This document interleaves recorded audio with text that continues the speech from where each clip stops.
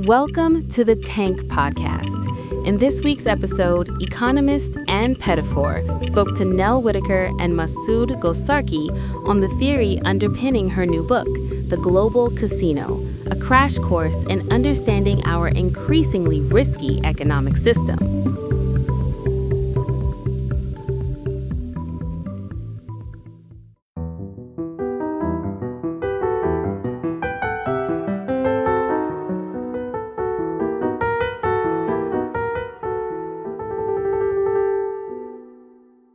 Capitalists used to take risks. They would hone in on a project, they would find the money, invest in it, invest in the land, if you like, and in labor to develop the project, say a railway line. And they would take the risk of that project because they expected to make profits at the end of it. But if the project didn't work out, they'd make losses. And the theory is the market would discipline the capitalist so that in future he's a little bit more careful about where to invest. The difference now is the market doesn't discipline the capitalist, or not in my view sufficiently. Now the capitalist takes risk, gambles, and especially if the capitalist is a money lender, is in the money business. And come the worst, come losses, they turn to the state for bailouts, right? And so in a profound sense, the fact that the financial system is now detached from what I call regulatory democracy, the state that's democratically based and that regulates, but is tethered to public institutions like the central bank, the treasury, and fiscal policy. In other words, when things went wrong in 2007-9, the central bank bailed out, the state provided the collateral and the financing for that, and then adjusted fiscal policy in order to accommodate the failure.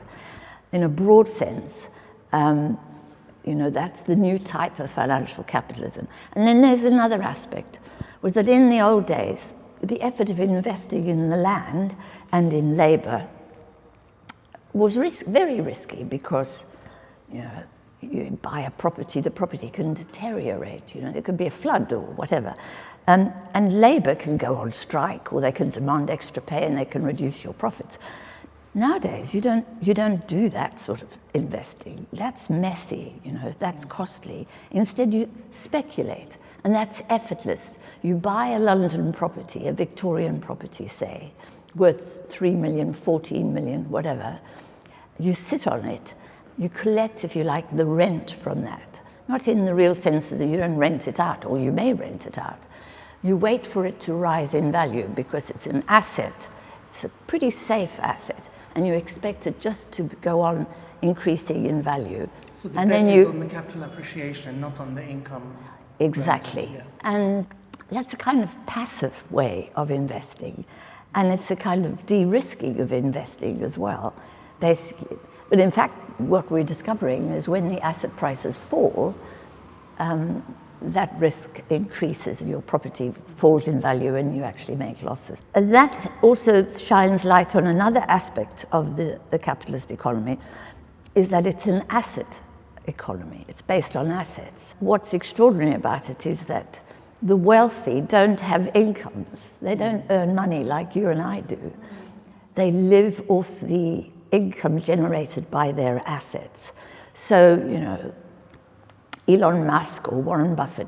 Warren Buffett does have an income. He pays himself $100,000 a year, but that's not an indication of his wealth. Elon Musk doesn't pay himself anything. What he does is he leverages his asset, call it a space company or whatever, borrows money against it, uses that money as his cash flow, if you like, pays no taxes on it because it's debt, and sits happily. And that's kind of, if you're inside this economy and you don't possess an asset, God help you, really. You are poor, you're impoverished. So that's, for me, the very great difference. In many ways, it kind of resembles a pre-modern economy. In many of ways. Like feudal, other people have used that analogy. How do you feel about that? Yeah, Kind of new form of feudalism. It is, because it's as exploitative as feudalism was. But, it has all the trappings of modern capitalism. I mean, and the other way in which it is very different, and perhaps different from feudalism, is, by the way, can I just say, I have tremendous arguments with my Marxist friends about this, because they talk about the declining rate of profit, which drives me up the wall, actually, because profits aren't what people make anymore. Capital gains. Capital gains are what you make from speculation. You don't make profit. It's a different concept, if you like. And those capital gains are so massive that actually what it's led us into, and we get into trade here, is a capitalist economy which overproduces. So we have a crisis of overproduction and underconsumption. And that overproduction is because while the wealthy, the feudal lords, are creaming off all the wealth of the nation, of the global economy, of the ecosystem, if you like, they don't spend their wealth. They can't spend their wealth. They can only spend so much. They can only spend, and they're mean as hell. They don't, whereas a poor man spends all of his income at the end of the month. He has no money left, and he has to go back and work, right? And as a result, you have, and as a result also of the imbalances in the global economy. All economies are encouraged to be export-oriented. And of course, the wealthy are in the export sector. Germany is a classic example. And that's led to massive imbalances across the world, because everybody's exporting. We are just flooding the market with stuff. And so we have this crisis of overproduction, which lowers prices, which is why everything is so cheap and why you get 2 bottles of shampoo for 1 at Boots. But at the same time, the people who ought to consume that don't have the incomes to consume it, and the rich won't consume it. Imbalance is created by the fact that, as you said, there is no democratic oversight over the big levers of the economy. And the person who gave them away was our friend Gordon Brown, in this country at least. Yeah. Do you think that's ever recoverable without bloodshed? Or without... well, the question is how it is recoverable. Of course it's recoverable. These are man-made institutions. They can be unmade and remade, as David Graeber has argued. The question is, what will be the trigger for the remaking? And at the moment it looks as if it's hopeless. It looks as if the markets in money are all powerful. And powerful over states, including democratic states, have captured the central banks to use as their instrument. And what will change that? Well, on the one hand, I always look towards the 30s, because we had pretty much the same situation in the 1930s. We had a vast... Do you subscribe to the Gilded Age? Yes, so you had the Gilded Age, you had this massive bubble of stock market on the stock market, stocks and shares, for example. You had imbalances in trade imbalances. You had income inequality. They had income inequality. And then they had a catastrophe in 1929. Then they had the Great Depression. And then a catastrophic world war. But in 1933, Roosevelt is elected president of the United States. And he says, no more. And what he did was, and Morgenthau was his Treasury Secretary, and Morgenthau, in his memoirs, writes that we moved the government from Wall Street to my office in Washington, and I'm part of a democratically elected administration. But it took someone like Roosevelt to actually make speeches about how Wall Street hated him, and he invited their hatred. He famously said, we're going on a trip, you can either come in the back seat or the boot. And they were given the choice. Now, the thing is, the only person on the global stage who's, at least on the surface, seems to be standing up to the demands of the the people at the Treasury or the central bankers is actually Donald Trump. He's the one who's trying to impose, at least superficially. He says he wants to bring the interest rates down in America by force if he has to. Yeah. Of course, it's meaningless, but Yeah, no, it's quite bizarre. the pressure is coming from the right, not from the left. The pressure's coming from the right. Now, as in the 1930s, and Karl Polanyi is the authority on this. Karl Polanyi said that the market had been deregulated, it had been detached from society. And society and the ecosystem, he stressed, have found it intolerable. And when society finds the market is dictating whether or not they have a roof over their heads, whether they can have health care or not, if their kids can go to university, society reacts, and it reacts demanding protection from the market. And it wants a strong man or woman, in the case of France, to provide that protection. And Donald Trump is the one who rode the wave of reaction. I mean, he has no real conception of how the international trading system works. He has an idea that it's a bilateral process, that it's me and the Chinese, it's me and the Canadians, right? Really, whereas in actual fact, it's a global thing, and if he's going to adjust the trading system, he has to adjust the global trading system. But anyway, so he announces with great fanfare his tariffs.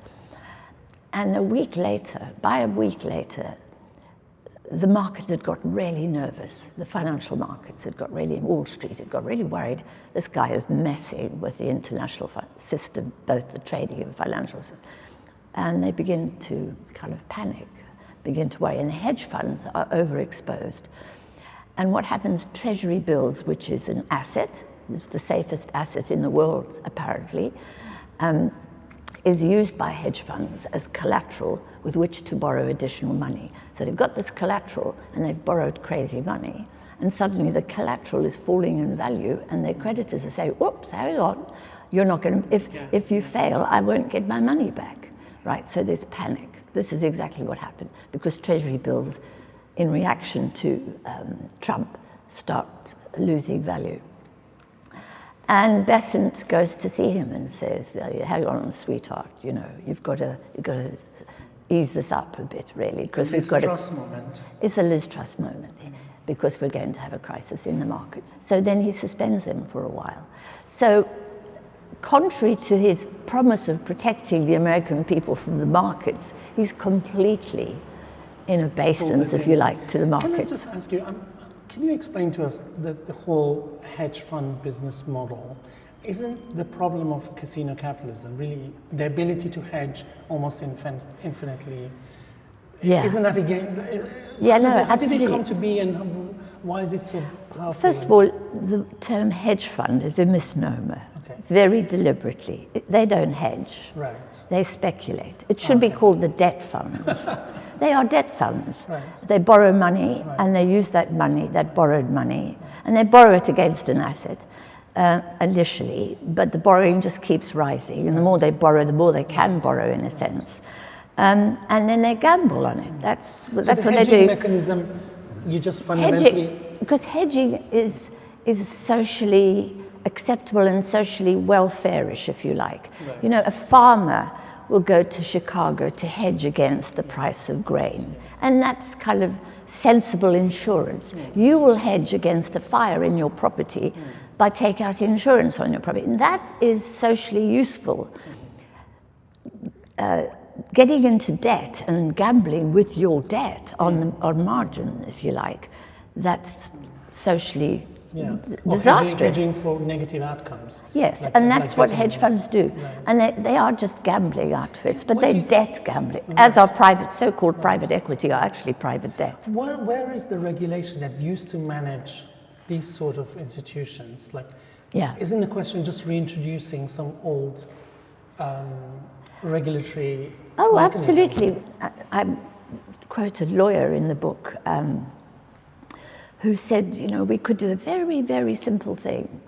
We could say to these hedge fund guys, okay, you're contracting to borrow crazy money. We, the state, will not uphold that contract. Right. unless you've done it along the lines of, that ensure stability. And so we won't now, because he is going to come back to our criminal justice system and say, oi, I got cheated there. Can you make this guy pay? And the state has to say, sorry, nothing to do with me, Gov. But this is what's so wrong about the fact that they've detached themselves from us, but at the same time come back all the time for these bailouts. I have to say, the officials are getting very nervous, including at the Bank of England. But to rein them in, they'd actually have to make some structural changes to the financial system, and I don't think they are willing to do that yet. So to come back to the prediction, I was working on the sovereign debt of nation states, and in particular of the poor countries. And from that angle, I kind of could see the global economy was massively unbalanced, that while I was worried about the $300 billion owed by some low-income countries, out there was the Anglo-American debt was, much more than I thought, oh my God. The Japanese debt. And this is not going to be repaid. Japanese was different because Japanese is domestic debt. It's debt that's owed to its own people, and they have not a printing press, but they have their own currency, and so on. We can discuss that. But it's when you owe externally that your system gets out of balance. What I couldn't do was get the timing right. I was really annoyed that the publisher called it the coming of first world debt crisis. She had the rights to do that. When I said by the time it's published in September 2006, it will have come, and then my book will be out of date. And I was wrong. And it blew up in 2007, but most people didn't notice it until Lehman's 2008. And secondly, I didn't know what the trigger would be. And what's fascinating about the actual trigger was that it was a sort of ephemeral thing. It was that there was a bank that said, oh, we've got these assets on our balance sheet, and we valued them at this level, and now we think maybe they're not worth that. Maybe that's all that happened. Right. They didn't sell any assets, they didn't make any losses. They just had this, because evaluation is a kind of, it's what I trust, what I think I might earn from it. And you don't know until you sell it what you think your house is worth a load of money, and then you come to sell it, it turns out it's not. And they suddenly thought, and that's all they did, and they issued a sort of 3-line press release saying, we're unsure about the value of our assets and we're not going to do any business until we've sorted this out. Boom, the whole thing blew up. And actually very few people noticed that, of course, including the Bank of England. The governor of the Bank of England was watching cricket.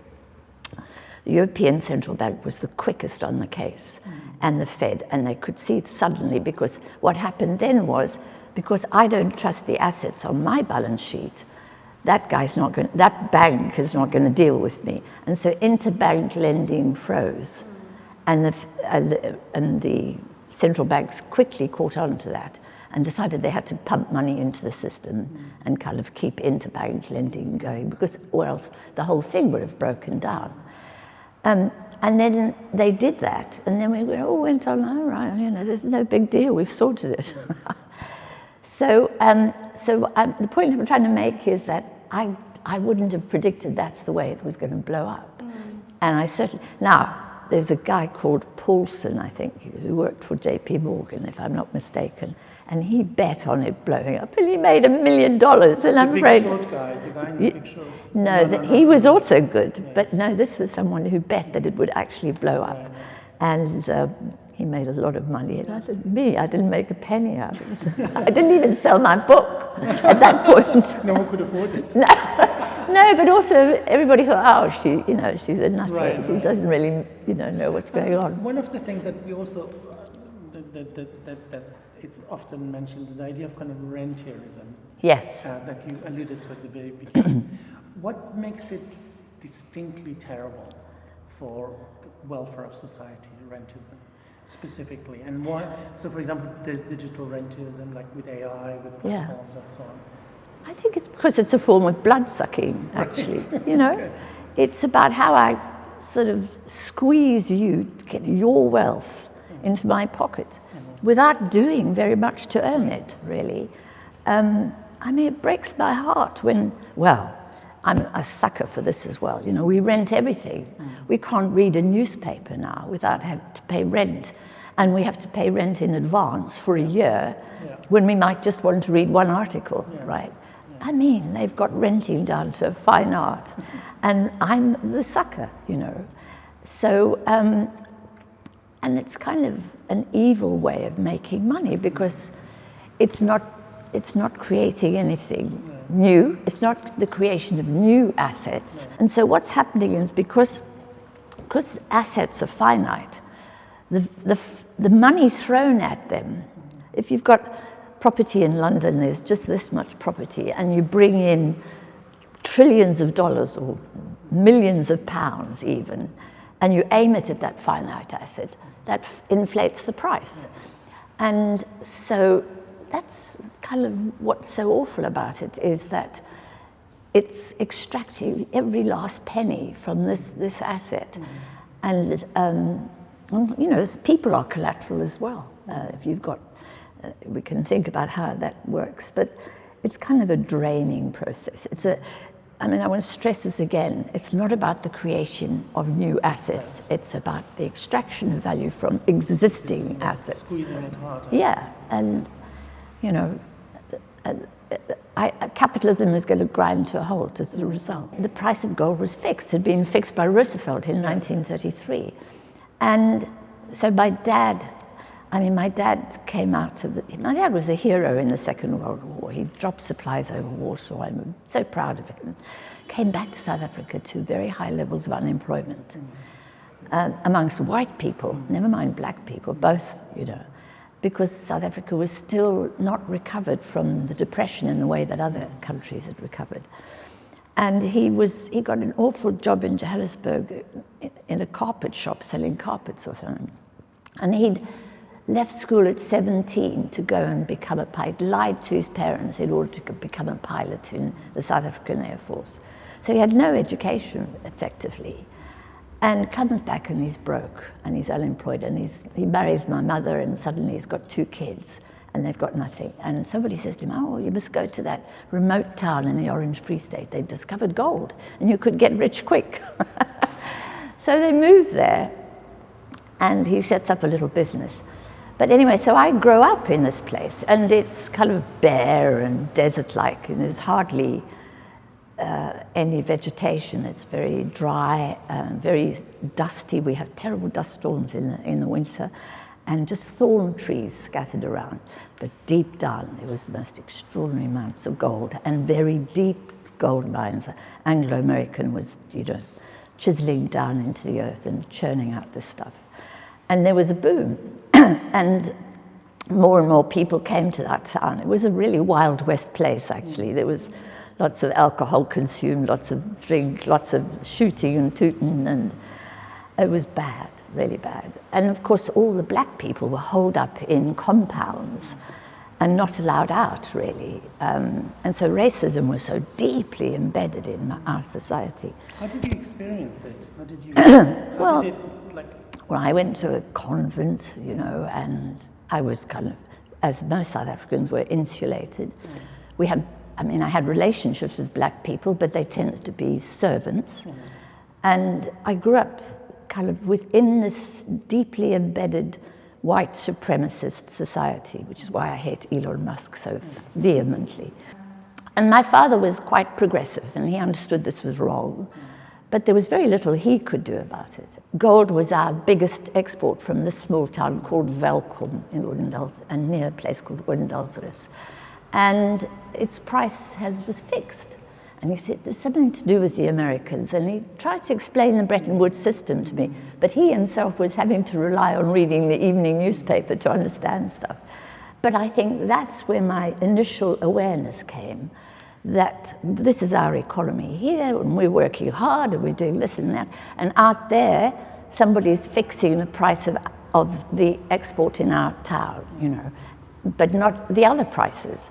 And then, of course, in 1973, it's deregulated, and suddenly, and in the town, getting carried away here. But in the town, they would dig huge rocks out from underneath and then build up mountains of rock. So the town is bare and flat, except for these great big mountains. So in 1973, suddenly, the price of gold had gone up like this. People came back to the rock and they started cleaning the rock to get little slivers of gold out. And so the town was revived again in a different way. It was quite extraordinary. Gold is a 6,000-year-old bubble. As someone else said, actually, I can't remember, I think it was Martin Wolf said. The gold is, here we're talking about assets, is a finite asset. All the gold that's been extracted from the earth amounts to 3.5 size swimming pools. You have a very finite asset whose value is determined by the fact that it's finite. You know, we're back to the story, if you throw money at a finite asset, the price goes up. But gold has also become a sort of fetish in the way that Bitcoin has for money. And it's a misunderstanding of what money is. You know. So originally the Florentine banker would be asked to build the vault that stored gold safely for people who'd accumulated gold. And so they would have it in their basement or wherever the vault was. And instead of the trader taking his bar of gold with him in order to go to Britain, to England, to buy sheepskin or to buy wool from the sheep farmers, he would take a receipt from the Florentine bank. He said, you know, there's gold in this bank. And then the receipt becomes money. The receipt becomes a thing which the English sheep farmer accepts as payment for the wool, and the chap comes back again. So gold is representative of the wealth of the banker. It isn't the wealth, it isn't the money itself. And in exactly the same way as your credit card is representative of your wealth.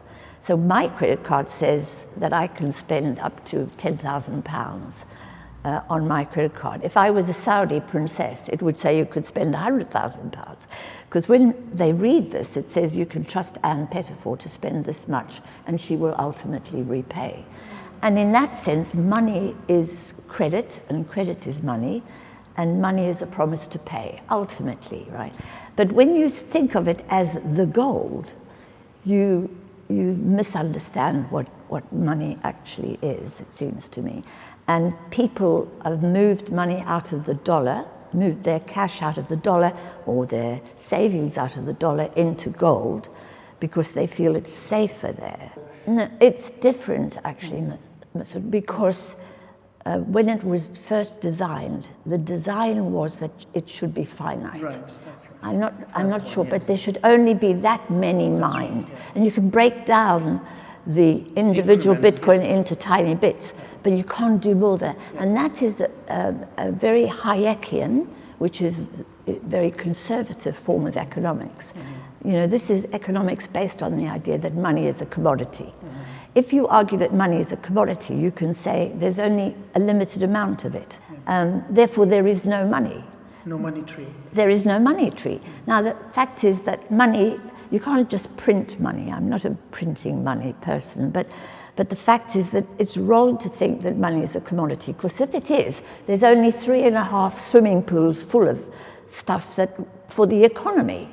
And then you've got a global economy with millions of people in, and you say to them, there's only that much gold, and therefore you can only have that much economic activity. And that was what the gold standard was about. It said you couldn't have more activity than that. In fact, the gold standard always lied, actually, because they did have more than that. But the principle was that it's finite. And this is Hayek's theory of what money is. And the Bitcoiners have adopted it, the very right-wing economic theorists who are based on a very, it's an ancient concept of what money is, really. And for me, the money and the monetary system is an incredible civilizational advance. Humanity has worked out a way in which we're able to contract with each other, interact with each other, transact with each other, without bartering. You know, my credit card doesn't go to the shopkeeper; it comes back in my pocket. It's my promise to pay. I have to go out and work and make sure that I pay for my washing machine. But, you know, that enables me to have a washing machine, and that enables me to do even more economic activity. So it's a marvelous thing, but it has to be managed, because my promises have to be real promises. I have to have the capacity and to the trouble pay. with the decentralized ledger is that it's administered by no one. Exactly. Now, I mean, I think the blockchain idea is probably a really good one. I've got nothing against it. So you're in favor of like fiat crypto currencies that are controlled by democratic governments, for example? I don't believe you can have a monetary system that says, sorry, there's only that much that we, and that's why it's crashing at the moment, you know, because its value depends on pumping and dumping, essentially. Whereas the value of the British currency and the American currency doesn't depend on whether or not it's finite or whether or not it goes up and down. It depends on what we are doing in the economy. If we're not doing enough, if we're not creating, if we're not making things, our economy weakens, and our currency, the The value of the currency in relation to other currencies. Yes, that we exchange falls in value. If you go to Malawi, their currency is very weak because their economy is very weak. If you go to the United States, their currency is stronger because they've got that vast economy backing them up. You know, I mean, the problem is we're stuck with these ancient ideas, defunct ideas, as Keynes called them, based on very conservative economics, which is still very powerful, you know. So the central bank still has the notion that, you know, we have a commodity money and can say, sorry, you can't borrow anymore because there is no money. And the Treasury is utterly convinced that there is no money and that we can't do this, that and the other. Actually published a picture that said this is the money tree in the basement. Wasn't there a Bank of England website?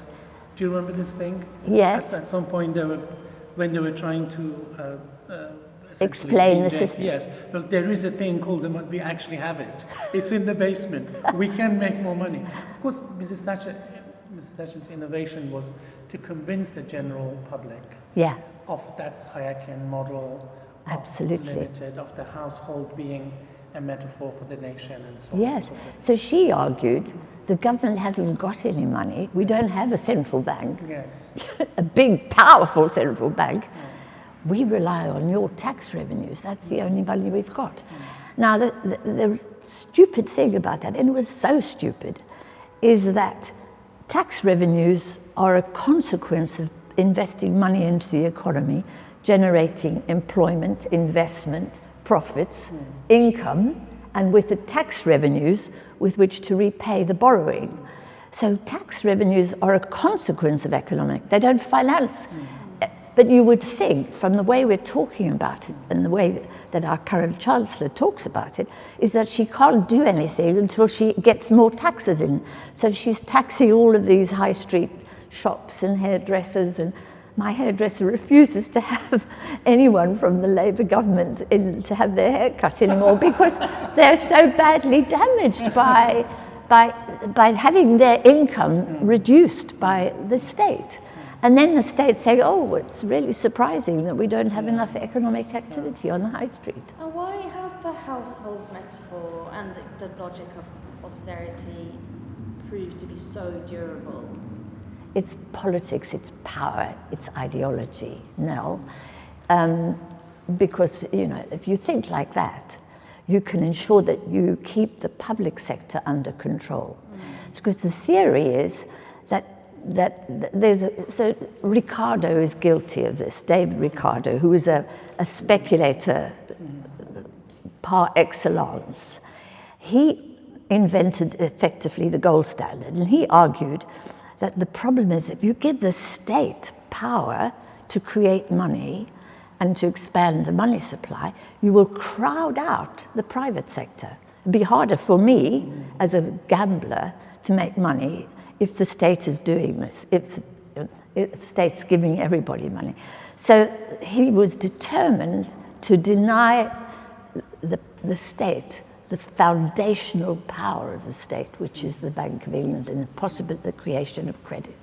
Now, the Bank of England creates credit for, or it enables the private banking system to create credit and make loans, and it should finance the state, right? So the Bank of England sits there and says, I shall give the state this much money, and I shall give the private sector that much money, and I shall decide the price of that money, and I shall decide the price of that money. And this is a huge power that we've given to so-called independent central bankers, to technocrats. And right now, those technocrats are, in my view, ruining the economy both here and in the United States. This is another area in which Donald Trump has got a point. Interest rates are really high in real terms for a very weakened economy in which incomes are stagnant or falling. And so David Ricardo invented this thing about, oh no, we must limit the amount of money that the government can spend to the amount of gold in the vault. You know, they've got half a swimming pool. It's a very common sense idea, because in a household setting, yes, you have fixed income, you have outgoings, and then you have to balance yes. the book. No, exactly. And of course, selling it was quite easy. It was just a very stroke of genius. It was a stroke of genius, and it's political power, because what now happens is that the state is, if you like, paralyzed, and the markets run effectively the central banks. The central banks are if interest rates are high, who benefits? The creditors benefit, because they want high rates, because they benefit from it. Who loses? You and I, because there are far more debtors than there are creditors. And so the central bank is working effectively for the creditor-based economy. And, you know, that's the problem. But that was, the fact that Thatcher said that, and that it had such impact, is so tragic, really. I mean, one of the key people behind Thatcher was Lord Hanson. Oh, yes. Of course, you know, he basically invented the kind of breaking up big companies and selling the assets. He was the kind of the wolf of Wall Street. He was British, and he, like, very specifically looked for and found a housewife, because they already had the idea that the household model would be a kind of very easily sellable idea to the general public, British public. But prior to that, like, I think for I mean, and actually maybe we should talk about speculative nature of this the economy that we have, because it essentially makes all of us into gamblers. When you have an addicted gambler gambling the family's finances, the effect is very damaging to the gambler himself or herself, but there are repercussions for the family and ultimately for society, which are not directly visible, really. And exactly the same with Bitcoin. You know, I go home to South Africa and see my family, and I say, this is a Ponzi scheme. It's the biggest Ponzi scheme in history, and you guys are paying into that Ponzi scheme. And like all Ponzi schemes, as long as people are paying in, and it gets bigger and bigger, and the minute people wake up and think, oh, is this really worth all this much? It crashes, you lose, right? And so what we're going to see now is a lot of ordinary people who took a bet on Bitcoin, losing a lot of money and being very seriously damaged. For me, what's wonderful about this is that the one that will get a lot of damage from it is Donald Trump.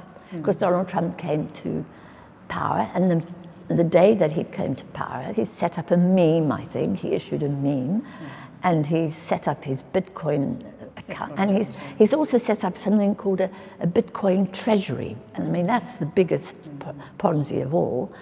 And it's so corrupt, it's so evil. And I know that already Bitcoiners are really angry because, of course, he sucked in a lot of money into his system. And now they're going to be really mad as hell at him. So he is going to lose, he's going to lose a whole constituency. That's probably one of the good things that will come out of this. But there's going to be, like with all gambling, there's going to be tragic consequences beyond not just families like my family, but ultimately the economy, because they lose money, that then, you know, impacts on the economy. Society pays the cost of that just as they pay the cost of just gambling addicts. I want to say the last great book that we hosted when you were launching the the new Green New Deal. here, had this sort of green cover with the arrow pointing left, I noticed. But it's 6 years since we met, and it seemed like the only person who took notice of you was the Central Committee of the Chinese Communist Party, who basically followed your instruction to the letter. I don't know, are you on any sort of form of commission, or because they've cornered green, they've cornered electric, they cornered battery, they cornered clean energy generation, reforestation. Are you at least inspired by this? No, I think the Chinese are being rational. They really are, and yes, I am inspired, and I'm not sure that the Chinese economy is still badly unbalanced, and it's wrong that there should be just one country churning out wind farms or solar panels, for example. And I mean solar panels, and not so much wind. But on the other hand, they're making it available to low-income countries, which is saving people lots of money and saving and generating clean energy. So the United States in this context is like a big car crash happening. We're just waiting for the car crash to implode.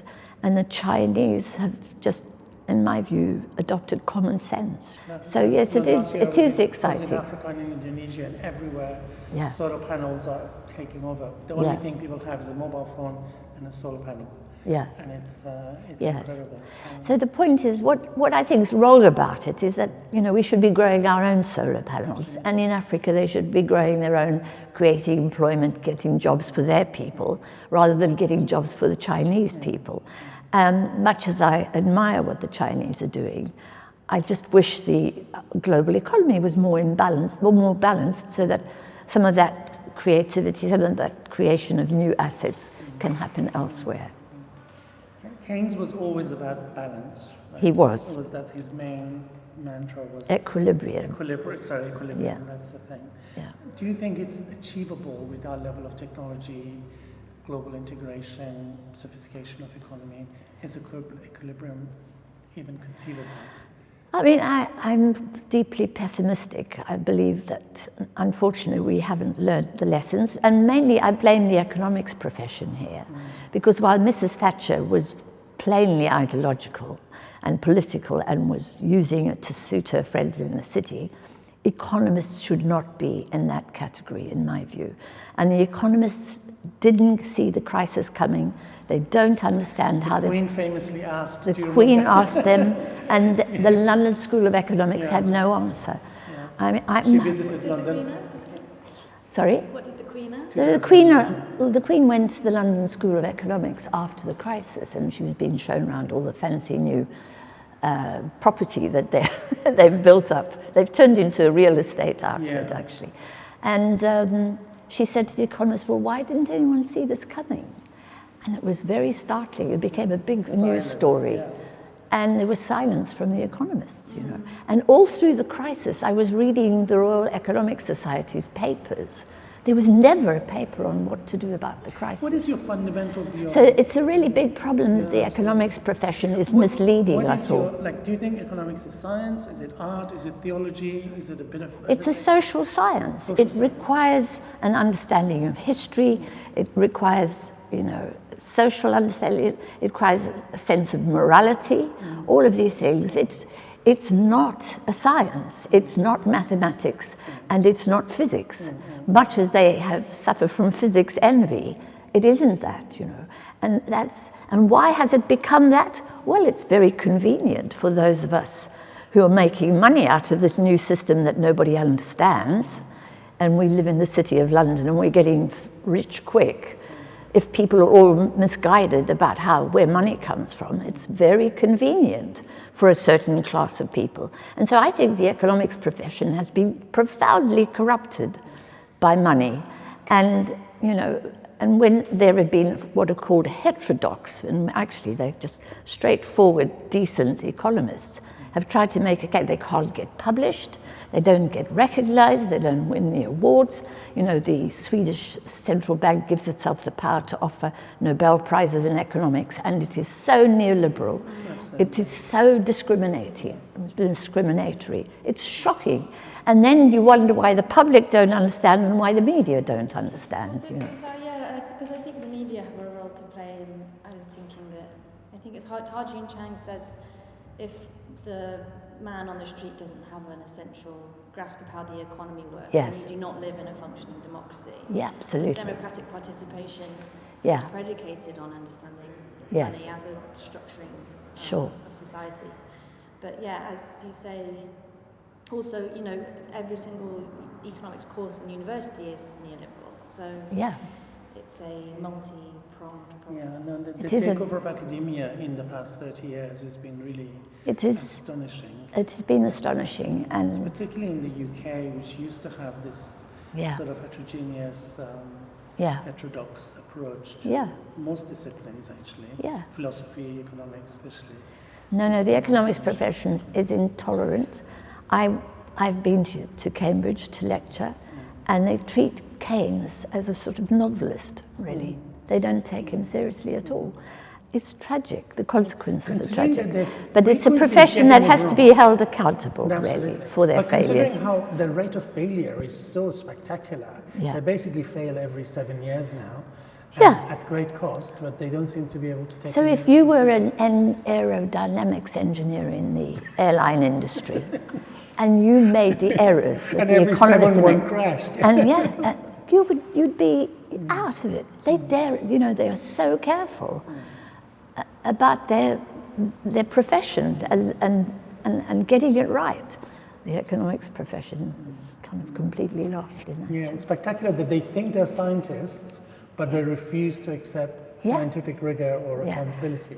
And it affects the ecosystem as well, because some of the most influential, I think I mentioned them in the book, economists are arguing that climate change won't affect companies that work, that have big factories and that work inside and not outside. So the bits of the economy that are happening out in the open, they're going to be damaged. I mean, this is the level of intelligence amongst those. And these economists have been awarded prizes and are taken seriously and inform the IPCC, which is the UN's. No, it's astonishing how even decarbonization, which was common sense 15, 20 years ago, Yes. is now completely been revised, been Yeah. discarded, put to one side, where everybody had arrived with scientific diligence to say, this is what we should do as a planet, and then suddenly it's no longer on the agenda, and no politician is reminding us that. So, I mean, it is the oil and gas industry that is driving this. And the economists are hired guns for the sector, in my view. And why I'm so passionate about the transformation of the financial system is that we cannot transform the ecosystem until we do, because the financial system is providing the rocket fuel that the oil and gas industry needs to carry on burning oil and gas.